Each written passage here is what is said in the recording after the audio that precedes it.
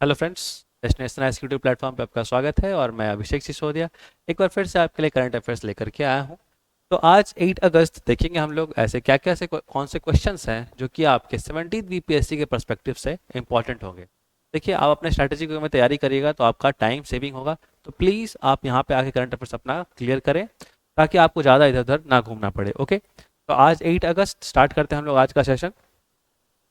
पहला question, In which of the following cities was the fourth National Hindi Science Conference organized? निम्नलिखित में से किस शहर में चौथा राष्ट्रीय हिंदी वैज्ञानिक सम्मेलन आयोजित किया गया? आपका ऑप्शन है ए भोपाल, बी इंदौर, सी वाराणसी या फिर डी न्यू दिल्ली। तो इसका जो देखिए जो सही आंसर हो जाएगा वो हो जाएगा ए भोपाल। ठीक है, तो भोपाल में ही आपका अभी इस बार क्या गया था, national Hindi science conference organize किया गया था। देखते हैं हम लोग इसको। द फोर्थ राष्ट्रीय हिंदी विज्ञान सम्मेलन took place in Bhopal on July 30-31। ठीक है, तो भोपाल में हुआ था आपका क्या, फोर्थ राष्ट्रीय हिंदी सम्मेलन, विज्ञान सम्मेलन। ओके, द कॉन्फ्रेंस एंड, इसका बेसिक मुद्दा क्या था यहाँ पे, क्या बेसिकली फोकस किया गया, किस तरह से साइंस एंड टेक्नोलॉजी को प्रमोट किया जा सकता है इन रिसर्च इन हिंदी। ठीक है, तो बेसिकली फोकस ये किया गया था to aim to promote science and technology in Hindi. ठीक है, okay, popularising this field through Hindi media. तो हिंदी मीडियम में बेसिकली साइंस एंड टेक्नोलॉजी जो भी रिसर्च है वो हिंदी मीडियम में किया जाए, उस चीज का फोकस था आपका इस बार फोर्थ राष्ट्रीय हिंदी विज्ञान सम्मेलन जो कि भोपाल में किया गया। ओके, नेक्स्ट मूव करते हैं। Next question, Badenjaran Desert is located in which country which is included in the UNESCO World Heritage List? बैदनजरान रेगिस्तान किस देश में स्थित है जो यूनेस्को के विश्व विरासत सूची में शामिल हुआ? आपके ऑप्शन है A China, B Kazakhstan, C Iran या फिर डी सऊदी अरेबिया। ये जो सही आंसर हो जाएगा वो हो जाएगा आपका ए चाइना। ठीक है ना, तो चाइना में ही आपका बैदनजरान डेजर्ट है। थोड़ा सा हम लोग इस चीज़ को जानते हैं आगे। और तो देखो, China's Badain Jaran desert towers, actually इसको towers of sands and lakes ही बोलते हैं। ठीक है, towers of sands and lakes भी बोला जाता है इसको। Has finally been included in the UNESCO's world heritage list. ठीक है, मैं बता दूं आपको 46 world heritage UNESCO world heritage सम्मेलन हुआ था इंडिया में ही। इस कारण से क्या हुआ कि बहुत multiple countries all over UNESCO के वर्ल्ड हेरिटेज लिस्ट में 24 न्यू प्लेसेस ऐड हुए हैं। ठीक है, और अब जैसे जैसे हम लोग करंट अफेयर्स करते जाएंगे डेली कोई ना कोई जगह जहाँ पे जो कि वर्ल्ड का किसी कंट्री में ऐड हुआ यूनेस्को के वर्ल्ड हेरिटेज लिस्ट में, उसको हम लोग डिस्कस करेंगे। ठीक है, उसी का एक एग्जांपल आपका आज बैदन जरान डेजर्ट चाइना का है। ठीक है, another addition to the list is migratory bird sanctuary lying along the coast of Yellow Sea. तो येलो सी चाइना में ही, ठीक है ना, तो वहाँ पे एक और बर्ड सेंचुरी को भी ऐड किया गया है। ठीक है, यूनेस्को के वर्ल्ड हेरिटेज लिस्ट में, उसका नाम क्या है, बोहाई गल्फ फेज 2। ठीक है, तो बोहाई गल्फ फेज 2 जो कि येलो सी में है, ओके, तो चाइना में ही बिलोंग करता है। तो उसका बोहाई गल्फ फेज 2 को क्या जो कि बर्ड सेंचुरी है उसको भी यूनेस्को वर्ल्ड हेरिटेज लिस्ट में ऐड किया गया। ठीक है, तो ध्यान रखिएगा ये दो जगह येलो सी में बोहाई बोहाई गल्फ फेज 2 और Badain Jaran desert of China, they have been included in the world heritage list. ठीक है, okay, next question, India and Vietnam have partner to build a national maritime heritage complex. तो अभी national maritime heritage complex कहाँ बन रहा है? आप India और वियतनाम के पार्टनरशिप वाली कहाँ बनवा रहा है नेशनल मैरीटाइम हेरिटेज कॉम्प्लेक्स? आपके ऑप्शन है A New Delhi, B Noida, C Gujarat या फिर डी असम। देखिए जो सही आंसर हो जाएगा वो हो जाएगा आपका सी, गुजरात में बनाया जा रहा है। इंडिया और वियतनाम मिलकर नेशनल मैरीटाइम हेरिटेज कॉम्प्लेक्स बना रहे हैं। देखते हैं हम लोग। तो इंडिया एंड वियतनाम, कभी कभी क्या होता है ना, क्वेश्चन आपसे घुमा के पूछ लिया जाएगा। हो सकता है क्वेश्चन पूछ लिया जाए कि गुजरात में जो अभी नेशनल मैरीटाइम हेरिटेज कॉम्प्लेक्स बनाया जा रहा है, इंडिया किस कंट्री के साथ पार्टनरशिप करके बना रहा है? तो क्या आंसर हो जाएगा आपका वियतनाम। ठीक है, तो दोनों तरफ से चीज़ों को याद रखो। India and Vietnam have partner to develop national maritime heritage complex. Maritime की अगर हम बात करें, जो भी ओशन से रिलेटेड चीज़ें हैं उसको हम मैरीटाइम बोलते हैं। ठीक है ना, तो national maritime heritage complex in Lothal, Gujarat. ठीक है, लोथल ऐसे भी तुम याद रखना, हरप्पन का एक साइट है। ओके, आगे मूव करते हैं हम लोग। Recently which country has launched climate finance action fund? Very important, climate finance action fund कौन सी कंट्री ने लॉन्च किया है? रिपीट कर दो, हाल ही में किस देश ने climate finance action fund launch किया है? आपके ऑप्शन है A India, B Japan, C Brazil या फिर डी अजरबैजान। तो देखिए इसका जो सही आंसर हो जाएगा वो हो जाएगा आपका डी अजरबैजान। बेसिकली क्या हुआ था कि अजरबैजान में ही इस बार आपका मीटिंग हुआ है कॉप का, कॉन्फ्रेंस ऑफ पार्टीज। ठीक है, देख लेते हैं हम लोग इस न्यूज़ को डिटेल में। तो Azerbaijan the host of COP29, COP conference of parties basically क्या है? क्लाइमेट चेंज के लिए जो भी आप समझ लो UNFCCC का जो भी मीटिंग होता है उसके मेंबर ऑफ पार्टी जो मीट करते हैं, एक साथ बैठते हैं, उसी को हम लोग कॉन्फ्रेंस ऑफ पार्टीज बोलते हैं। ठीक है ना, शॉर्टकट में सिंपल याद रखो कि क्लाइमेट चेंज से रिलेटेड जो भी मीटिंग्स होता है UNFCCC का, United nation framework convention for climate change का, उसको हम लोग कॉप के थ्रू रिप्रेजेंट करते हैं। और इस बार जो मीटिंग हुआ है 2024 या होने वाला है वो COP29 है। ठीक है, तो ये कहाँ पे होगा? दैट इज अजरबैजान में होने वाला है, बाकू अजरबैजान में। ठीक है, यहीं पे एक्चुअली क्या है कि अजरबैजान कौन सा फंड लॉन्च करने वाला है?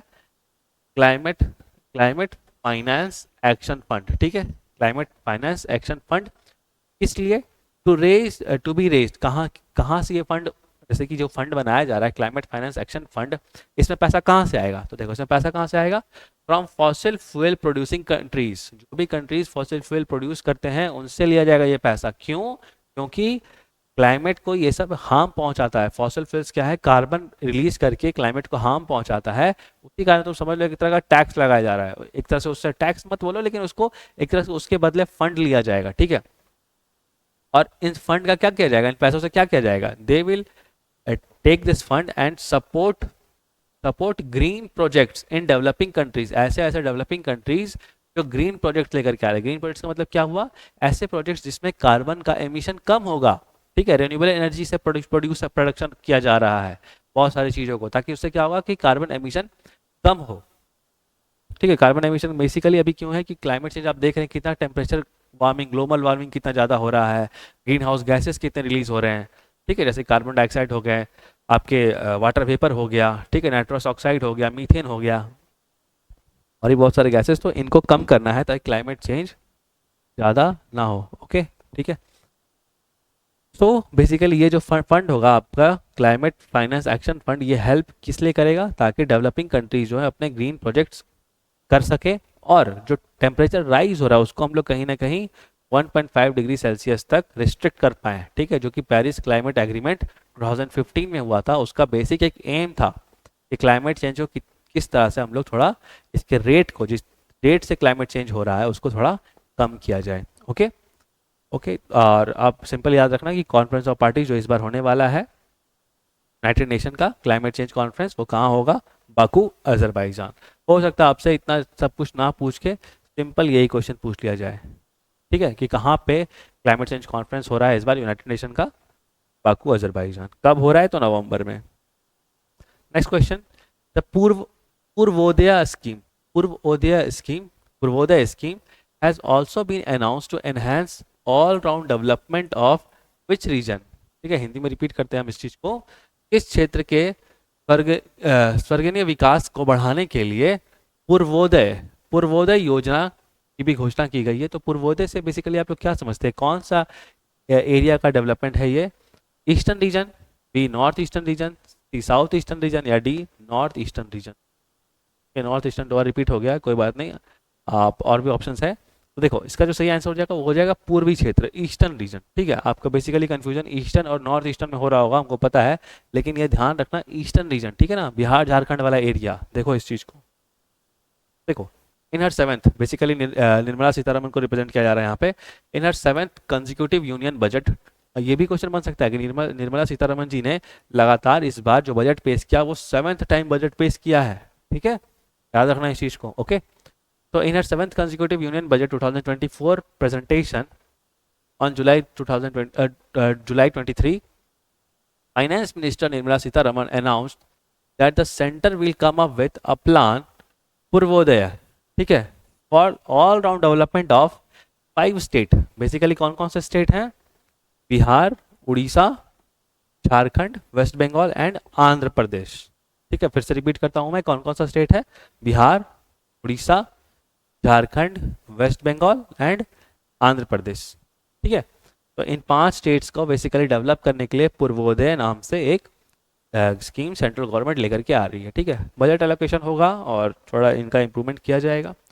Next question, Indian shooters Manu Bhaker and Sarabjot Singh have won which medal in the double events at Paris Olympic. आपके ऑप्शन है A gold medal, B silver medal, C bronze medal, या इनमें से कोई भी नहीं। बट आई थिंक आप लोग को इसका आंसर पता होगा क्योंकि ये पिछले क्लास में इसको डील किया गया है। इनकेस आपको नहीं पता है तो प्लीज़ पिछले क्लास का वीडियो देखे जा करके और इसका आंसर कमेंट करें, ठीक है, कमेंट बॉक्स में। उससे क्या होगा, आपको और भी क्वेश्चंस पता चलेंगे। आगे बढ़ते हैं हम लोग। What is INS Shalki? What is INS Shalki recently seen in news? हाल ही में खबरों में देखा गया INS शाल्की क्या है? आपके ऑप्शन है ए, क्या ये डीजल इलेक्ट्रिक सबमरीन है, बी, क्या ये एयरक्राफ्ट कैरियर है, सी, क्या ये स्टेल्थ डिस्ट्रॉयर है, ओके, या डी, क्या ये रिकवरी वेसल है। देखो INS शाल्की जो है काफ़ी न्यूज़ में है, ये अभी एक डीजल इलेक्ट्रिक सबमरीन है, ठीक है। INS शाल्की क्या है? डीजल इलेक्ट्रिक सबमरीन है, ठीक है। देखो इस चीज़ को, Indian naval submarine INS Shalki, the first submarine built in India, it was the first submarine जो इंडिया में बिल्ट किया गया था, okay. Arrived in Colombo, basically अभी ये कोलंबो गया है 2 दिन के लिए विजिट के लिए, 2 डे विजिट के लिए। कहाँ गया है INS शाल्की? कोलंबो गया हुआ है, ठीक है। दिस इज शिशुमार क्लास, ठीक है। देखो क्या होता है ना, जो भी इंडिया में सबमरीन्स बने उसका मल्टीपल क्लास से नाम है, ठीक है, जैसे स्कॉर्पियन क्लास, ठीक है, ये शिशुमार क्लास। तो बहुत आपको कंफ्यूज मत होना है, एक बैच में हम लोग बहुत सारे सबमरीन्स बनाते हैं, ठीक है, 6-7 सबमरीन्स बनते हैं एक पर्टिकुलर क्लास में, ओके। तो ये भी एक शिशुमार क्लास में, इसमें बहुत सारे सबमरीन्स बने होंगे।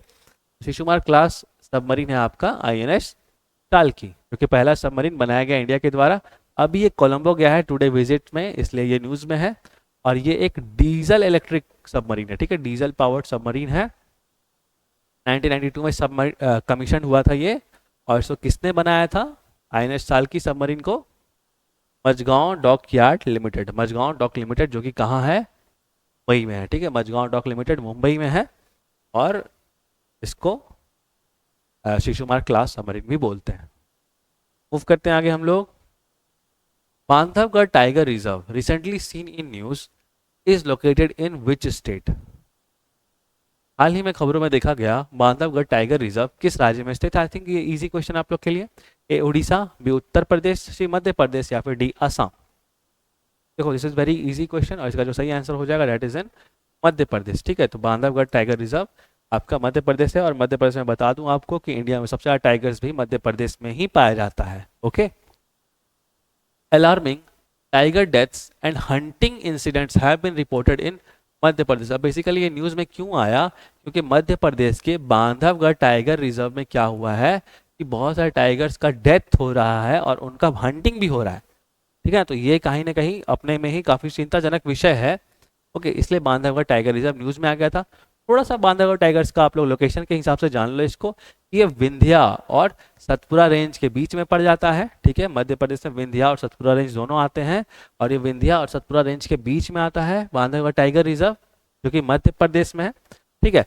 इसको नेशनल पार्क कब बनाया गया था? 1968 में इसको नेशनल पार्क बनाया गया था, बांधवगढ़ नेशनल पार्क 1968। और बाद में आगे चल के 1993 में, बेसिकली 1993 में क्या होता है कि इसको एक टाइगर रिजर्व घोषित कर दिया जाता है, ठीक है। 1968 में नेशनल पार्क बनता है बांधवगढ़। उसके बाद 1993 में इसको टाइगर रिजर्व बना दिया जाता है। कहाँ पे लोकेटेड है? मध्य प्रदेश में, विंध्यान रेंजेस और सतपुरा रेंजेस के बीच में, ठीक है।